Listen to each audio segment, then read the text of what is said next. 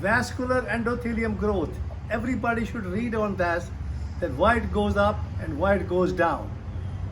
And the reason it goes down or up is because we are living totally what we call conditioning. As we are born, the first day we are born, as the baby is coming out from the uterus, the placenta got separated and the whole existence comes in. And that means we have to live the life unconditional. And that's what a newborn is. Because the first 2 months, the newborn is not talking. That is a totally unconditional existence. But the family totally make them conditioning. It is all conditioning in the world. And that's what's creating the war. And that is what's happening, that the war is now coming where the Israel is there and Hamas is there and all the Muslims are there, is because they don't understand what a life is. The life is given to us free of charge the day you are born. And that's what is given to my father. Because my father says the mind is a heap of impression and the body is a heap of food. And my first daughter, the day she was born, because I became a doctor and I was in Sheboygan, Michigan, and she was, the first day she came out, I tapped so hard, and the doctor says, why did he hard? Because I said, if she don't breathe from this existence, she will die. And that's what, because of this, called the vascular endothelial growth factor, which is developed in us because the healing takes place in our body, but because we are totally conditioned, and that's why we are not totally getting healed properly, and that's why the vascular endothelium cell goes up and down.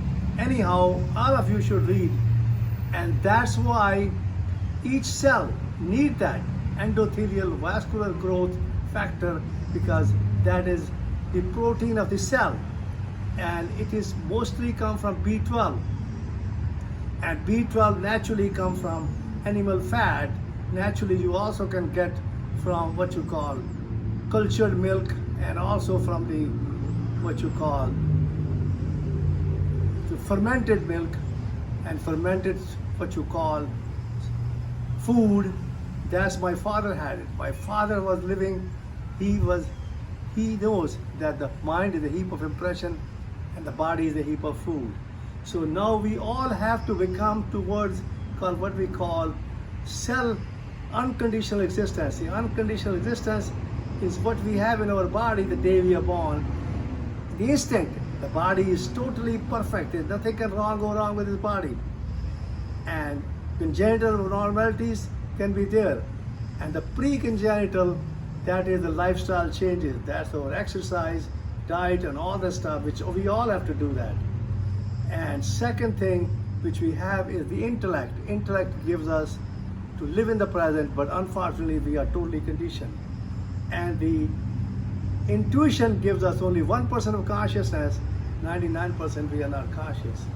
So we have to totally become conscious. We have to raise our hands up every day, and we should be thankful to our mom and dad, and we should be thankful that to the existence they have given our eyes, nose, ears, mouth, what you call that, to pee and poo and so on, and that's what we all need that.